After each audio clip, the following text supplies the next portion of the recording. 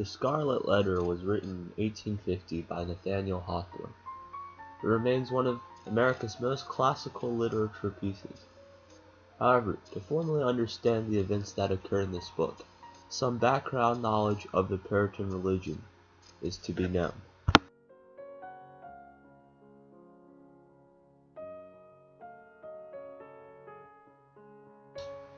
Puritans was a name given in the 16th century to the more extreme Protestants within the Church of England who thought the English Reformation had not gone far enough in reforming the doctrines and structure of the Church.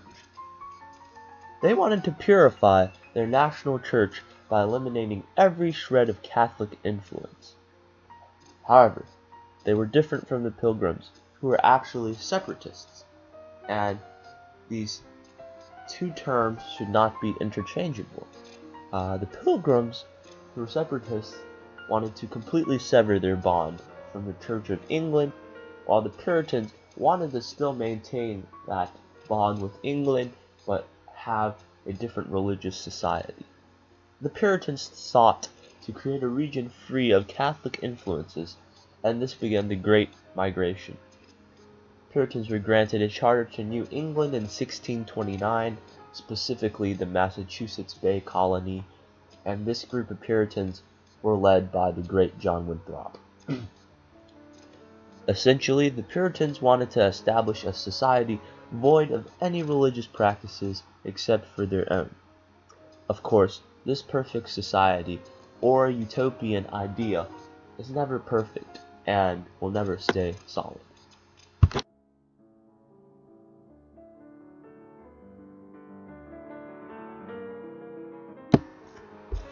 The Massachusetts colonists did not face quite as many hardships as their previous counterparts, such as the Plymouth and the Jamestown colonies. The colonists had taken careful steps to prepare for their journey, and they also received a constant flow of settlers and resources from England.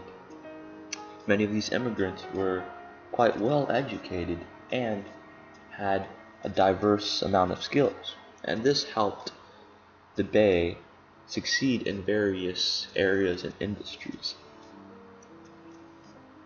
The soil in the Northeast was not as fertile as the soil in the South, so to compensate, the Bay Company made most of the forests and water resources by establishing mills for grain and lumber, developing their fishing industry, using their timber to build ships, and using harbors significantly to promote trade.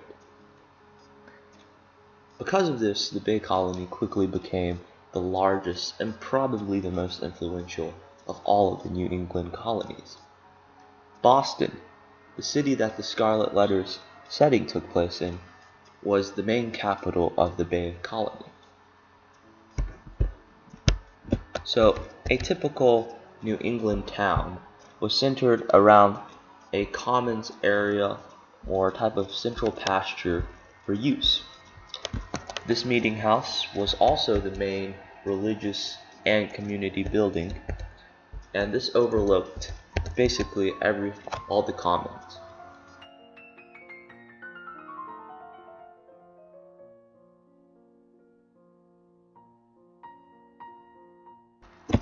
Social conventions were a very essential part of Puritan lifestyle.